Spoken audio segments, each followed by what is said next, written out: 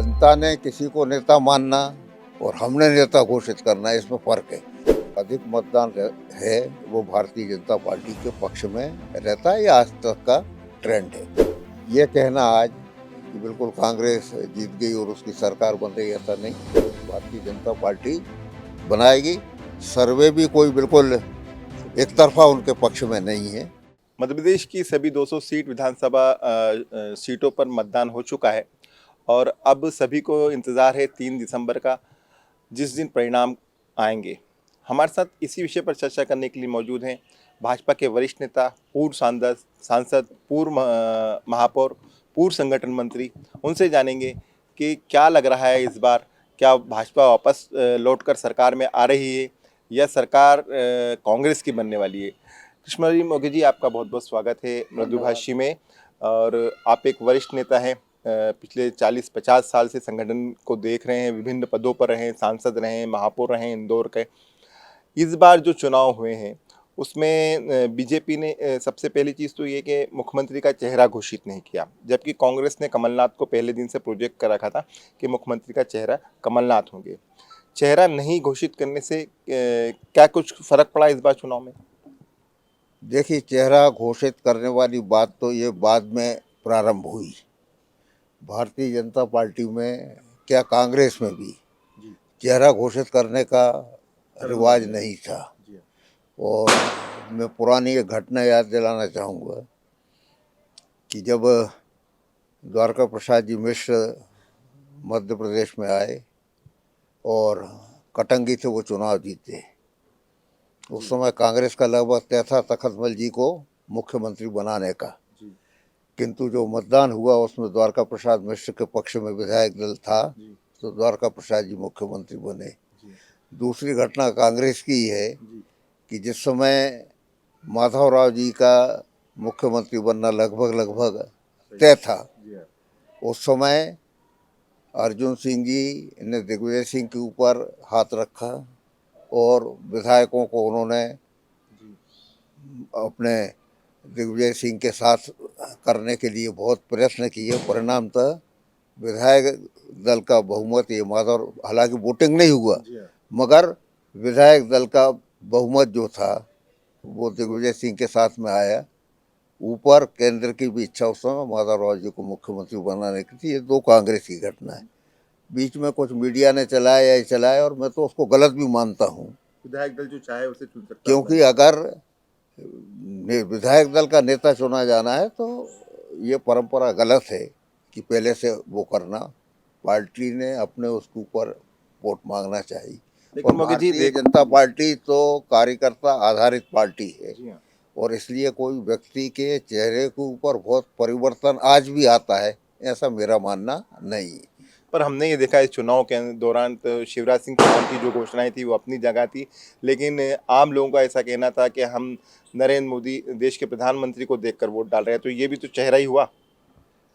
नहीं, देखिए, जनता ने किसी को नेता मानना और हमने नेता घोषित करना, इसमें फर्क है। अब जनता तो स्वतंत्र है, और उसको अगर किसी के साथ में के ऊपर विश्वास है, आदर भाव है, तो वो तो मतलब समझ लो कि नेता की खूबी है।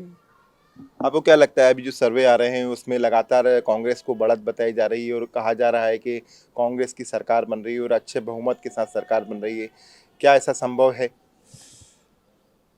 नहीं, देखिए, जो अधिक मतदान हुआ है, सामान्यतः कांग्रेस का वोट बैंक निश्चित है, और हमारे और कांग्रेस के वोट मतदाता के अंदर एक अंतर है कि बीजेपी के मतदाता को बूथ तक प्रयत्नपूर्वक ले जाना पड़ता है, और कांग्रेस का जो मतदाता है वो स्वयं मतदान करता है। और इसलिए हमेशा रहा ऐसा है कि जो अधिक मतदान है वो भारतीय जनता पार्टी के पक्ष में रहता है, ये आज तक का ट्रेंड है। और इसलिए जो अधिक मतदान हुआ है ये भारतीय जनता पार्टी को लाभप्रद है। और अब जहाँ तक मतदान ग्रामीण क्षेत्र में इतना अधिक हुआ है, मतलब कुछ मतदान केंद्र में 92-93% तक मतदान हुआ है। सांवेर विधानसभा 85%। हाँ, काफ़ी जगह है 80-85। तो 2-3 उसके जो मतदान इतना अच्छा हुआ, उसके दो तीन कारण मैं मानता हूँ। ये तो आपका कहना है ऐसा कि मतदान ज़्यादा होता है तो बीजेपी को नहीं, फायदा मेरा मिलता है। कहना नहीं है, नहीं, ये आज ऐसा तक के आपका मानना तथ्य है, हैं। लेकिन ये भी कहा जाता है कि जब भी मतदान ज़्यादा होता है तो एंटी इनकम्बेंसी होती है, सरकार के खिलाफ भी वो वोट पड़ता है। नहीं नहीं, ऐसा मध्य प्रदेश में कभी नहीं आया। और अधिक मतदान जब भी हुआ है तब लाभ भारतीय जनता पार्टी को लाभ हुआ है।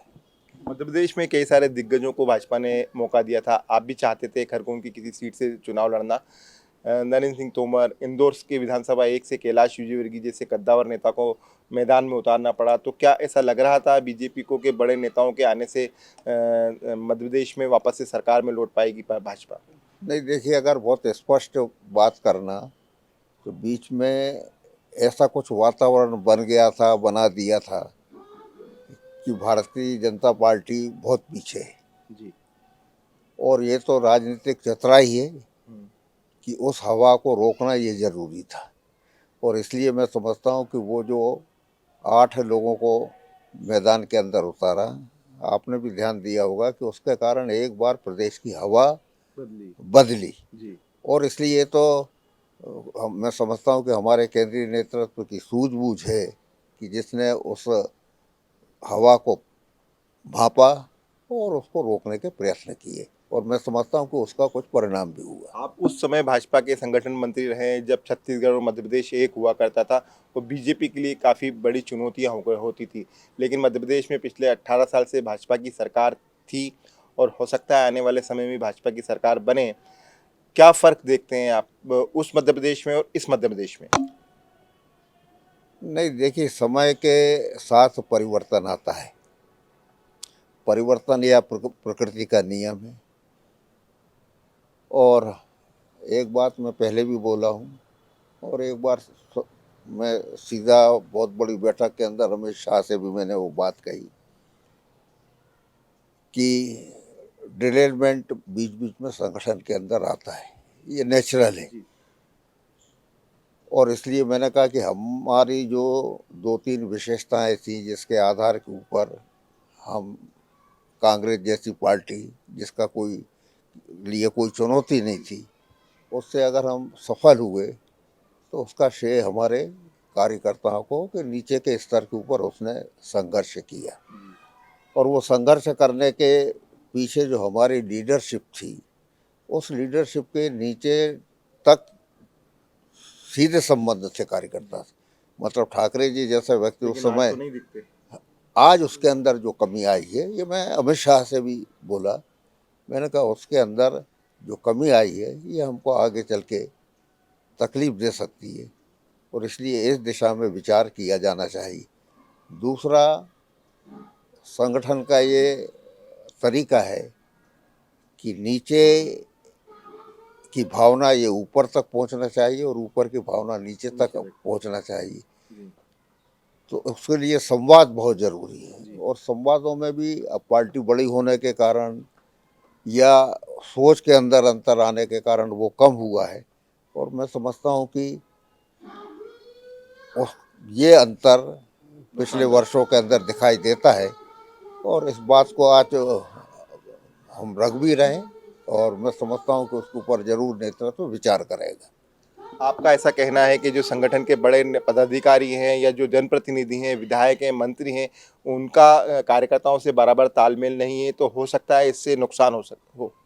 नहीं नहीं, चुनाव में उसका इस समय नुकसान होगा ये नहीं कहना। मैं जो संगठन वाली बात कही कि आपने संगठन के अंदर क्या अंतर दिखाई देता उस समय और आज में, तो उस समय जितने हमारे नीचे तक के कार्यकर्ता से संवाद थे और संपर्क थे, उसके अंदर कमी आई है। मगर कार्यकर्ता तो उसी पीढ़ी का है। और आप देखिए कि इस समय भी चुनाव के अंदर मैं नहीं समझता कि कहीं पे भी कार्यकर्ता से ये शिकायत रही कि वो काम के अंदर नहीं लगा। किंतु ये तो एक चुनाव है और संगठन तो हमेशा चलने वाला मामला है। तो संगठन के अंदर अगर ये दो बातों की कमी आई है, ये इसको मैंने और ध्यान भी सेंटर तक आकर्षित किया है। और मैं ही नहीं तो कई लोगों ने ये बात रखी है, और मैं समझता हूँ उसके ऊपर आगे पीछे संगठन जरूर विचार, नेतृत्व जरूर विचार करेगा। मगर जी मान लिया जाए कि आपके जितने भी बड़े कद्दावर नेता हैं और वो चुनाव जीत जाते हैं और भाजपा इस स्थिति में आ जाती है कि सरकार बना ले, ऐसे में नरेंद्र सिंह तोमर, कैलाश विजयवर्गीय, प्रहलाद पटेल, कुलस्ते जी और भी कई सारे बड़े नाम, तो उसमें से फिर किसको मुख्यमंत्री बनाया जाएगा? देखिए, अब उसमें तो जो विधायक चुन के आते हैं उन विधायकों के की ओपिनियन क्या रहती है। एक बात, ऐसा नहीं हो सकता कि ओपिनियन को 19-20 हो सकती कि पूरी तौर से जी। रिजेक्ट कर दिया जाए। और दूसरा, फिर नेतृत्व का, केंद्रीय नेतृत्व का क्या विचार रहता है। इन दोनों का जिसके ऊपर सामंजस्य हो जाएगा वो मुख्यमंत्री बनेगा। आज ये कहना कि कौन बनेगा ये कठिन है। आपको क्या लगता है कि जो चुनाव हुआ है इसमें वोटिंग परसेंटेज ज़्यादा रहा है, कांग्रेस बहुत आश्वस्त है सरकार बनाने को लेकर, भाजपा और भाजपा के नेता क्या इस चीज़ को मानते हैं कि कांग्रेस जो सोच रही है वो सही है या वो सोच रहे हैं वो सही है? देखिए, वोटिंग ज़्यादा होने में आप देखोगे तो महिलाओं का भी वोटिंग प्रतिशत बढ़ा है।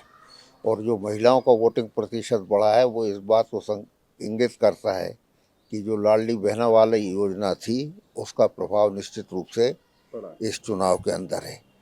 और आप देखिए कि विधानसभाओं का 230 अगर विधानसभाएं, इसमें 30, 35, 40 तक विधानसभाएं ऐसी होंगी कि जो 25,000, 30,000, 40,000, 50,000 वोट से जाते हैं।